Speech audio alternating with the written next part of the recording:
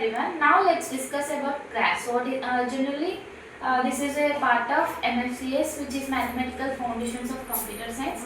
But graph is not only part of that. It can come in any, like we can use in mathematics, but that graph and this graph is somewhat different. And generally, when we get to know about graphs definition, graph is a set of vertices and edges, which means vertices are like what we call the end parts of a line. Edges are like a line, and this is represented in the form of V comma E. Graph is a set of V comma E, and in these graphs we have four types of graphs: null graph, finite graph, complete graph, and subgraph. And now let's discuss about null graph. A null graph means, as the name suggests, when there are no edges in any graph, then it is called null graph. Now let's see this example. It means this A, B, C represents vertices, and when we join A and B with a line, then it will be edge. But here is no such line joining A, B, A, C or B, C or anything. So this cannot be considered as it is a graph, but it cannot be any graph with edges. A graph with no edges is called null graph. Like example, let's take an example of our Instagram.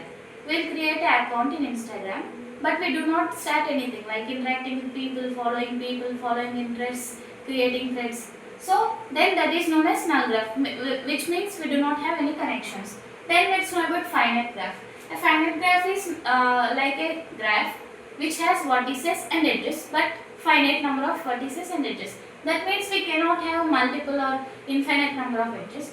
Then when it comes to example, like the same Instagram account, we will follow some 100 followers, or we will follow only our relatives, friends, or like that. We have finite number of connections. That is the example of finite graph. Complete graph is nothing but when we join vertices, there should be each vertices joined. Like when there is no matter where the vertices present, but there should be a line joining all the vertices. Like A is a vertex which is located here, and D is the vertex which is located far away from the A. In finite graph, we should not join A to D. That is not necessary. But in complete graph, like A is also a vertex, D is also a vertex. So we should join each and every vertex. There should be connection with each and every vertex.